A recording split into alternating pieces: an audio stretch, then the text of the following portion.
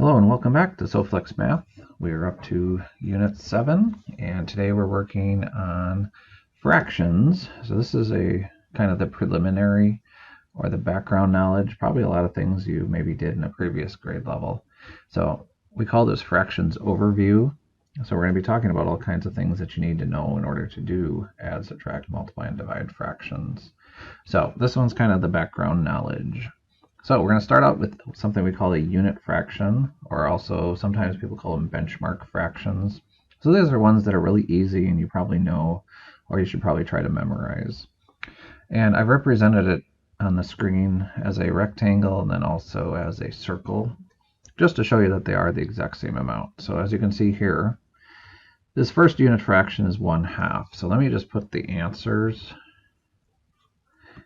and then we'll kind of talk about why they are what exactly they are.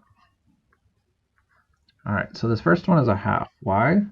Because if you look here, how many sections do we have? We have 2 sections, and we have one that's colored in. So the part that's colored in is called the numerator. The total parts is called the denominator. So same thing, even if it's in the circle, we have 1 out of 2 colored in. All right, our next answer is 1/3. We have 1 section out of 3 colored in. So 1 is the numerator, it goes on the top, numerator. So we'll just kind of represent that with an N and a denominator with a D for right now. Okay, and then our final one is 1 out of 4. So we have 1, 2, 3, 4 sections, and one of those sections is colored in, same here, for 1/4. All right, so we always put the top number, the numerator, as the part that's colored, or the part of the whole, and then the denominator is like kind of what the whole parts are. So if we have 4 parts, 3 parts, 2 parts, or 1 part, and we'll look at a lot more examples here as well. All right, and then we have one more example. So take a look at this yellow picture here. So we have 1 colored in, and then we have a total of 5 parts. 1 colored in, and a total of 5 parts. So 1 colored in, numerator, total parts 5, denominator 1/5. All right, down here I also included a non-example, and let's just talk about why. So this is not equal to 1/3, even though I have 1 out of 3 sections colored in. All right, so think, what's different about this picture from these pictures? Well, these are not equal parts. See how this part is really tiny, but then we have this big section, and then we have another tiny section. They all have to be the same amount. So each one of these sections is the same. This one is not the same as this. So you wouldn't say this is 1 out of 3 because the 3 sections are not the same. So that's very important that they all have to be equal amounts when we talk about parts and wholes. Okay? And let's take a look at a couple more kind of ideas and thoughts about these unit fractions. Okay, so this time I gave you the fraction first, and then we're just going to draw a picture to match what it looks like. So another one of our unit fractions or benchmark fractions would be 1 out of 6. So we'll draw our rectangle here, and we're going to divide that up into 6 equal parts. 1, 2, 3, 4, 5, 6. It tells us that 1/6 is colored in. So there's 1/6. All right. And we also, when we're working on these, we don't always just have to have 1 out of something. So we're going to divide this one up into our 5 parts. So 1, 2, 3, 4, 5. This time the numerator says let's color in 2 parts of it. So 2 out of 5. So 2 parts out of 5 would be 2/5. All right. And then just a kind of connection to make, or a little bit of a difference that we need to realize, and sometimes it's not talked about, but there's something called set too. So in other words, we could also have 1, 2, 3, 4, 5, and 6 wholes, 6 individual things. Here is our 1 whole, so 1 out of 6. But we also have something called a set, which means we could have 1 like out of 6 grapes colored in. So we have, this is still 1/6, but it's a set, as opposed to 1/6 like a unit fraction. All right, and then same thing down here. If we had 5 circles and we were only going to color in 2 of the circles, so we have 2 out of the 5. It's still a fraction of 2/5, but we have to realize that this is 2/5 of this entire picture here equals 1 whole. This over here equals a total of 2 out of 5 wholes, or 1 out of 6 wholes, versus 1/6 of 1 whole. So just kind of a little clarifying point there about the difference between unit fractions and sets. All right, let's take a look at one last example. Okay, so this time we have 3/4. So let's go ahead and continue on with drawing a nice picture here. And we'll try to make 4 equal sections. This time we have 3 colored in. Okay, this next one, 1/2. I'm going to draw it as a circle this time. So see how there's half colored in, and then we have 2/4,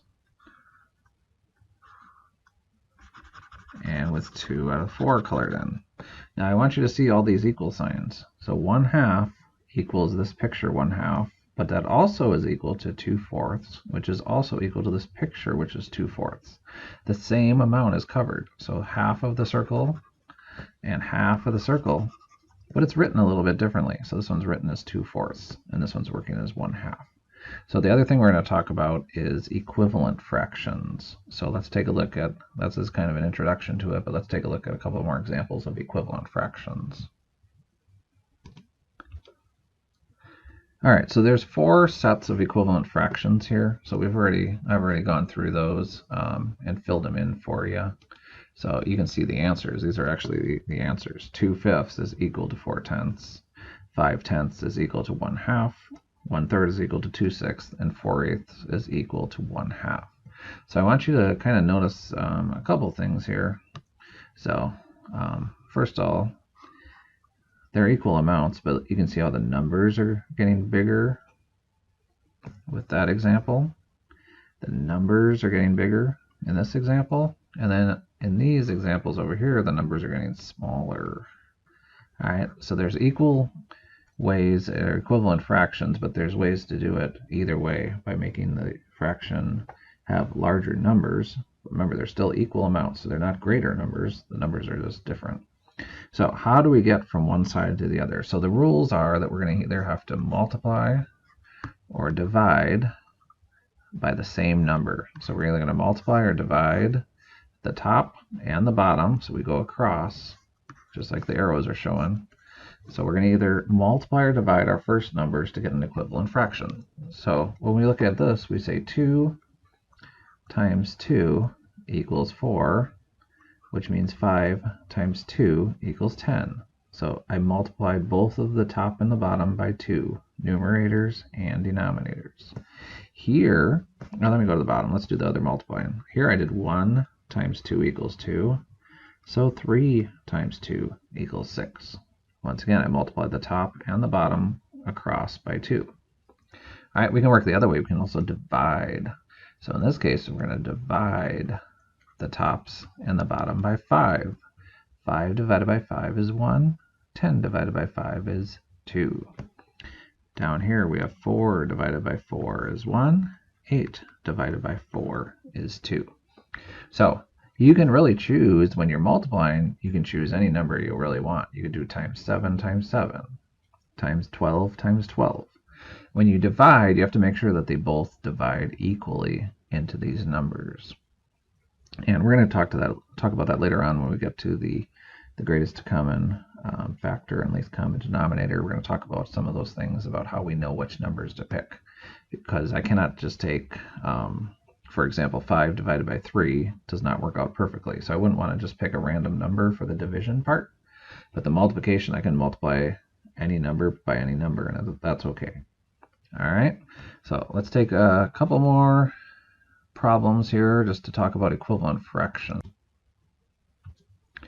All right, so with these last two, I left them blank. So we have 3/4 equals All right. So here's what we're going to try to fill in. And then 6/12 equals 3 something. We're going to try to figure that out. So what I'm going to use the parts I already have. So I'm thinking 4 times what number equals 12. So this is why our fact family pyramid game earlier on will come into play. You can think of 4 times what equals 12, or 12 divided by what equals 4. So either way, we can use our fact family to figure out that's a 3. If we do that at the bottom, we have to do it at the top, which means we're going to have to multiply the top. 3 times 3 equals 9. So 3/4 is the exact same as 9/12. Okay? Down here, we have 6 to 3, so it's getting smaller. So we're going to have to divide. So 6 divided by what equals 3? 2. So let's do 12 divided by 2. And that answer would be a 6. So 6/12 is equal to, or the same amount as, 3/6. And as we did some of those pictures earlier, you could see that, especially how I colored in the half and then the 2/4. So I had half of a color of a circle, and then I had 2 out of 4 sections of the circle. It still took up the same amount. So the same thing with this. If I colored 3/4 of something or 9/12 of something, that's going to be the same amount colored in. And then 6/12 and 3/6 the same way. All right. So remember, the top numbers are called numerators. The bottom numbers are called denominators. And then all of these fractions we've seen so far are called proper fractions, which means the numerator is less than the denominator. So the top number is smaller than the bottom. So this is 1 is smaller than 12. So those are called proper fractions. All right. So this was our first introduction to fractions. And there's a couple of practice problems you can work on. And then we'll continue on with our lessons here. And we'll see you in our next lesson of Soflex Math.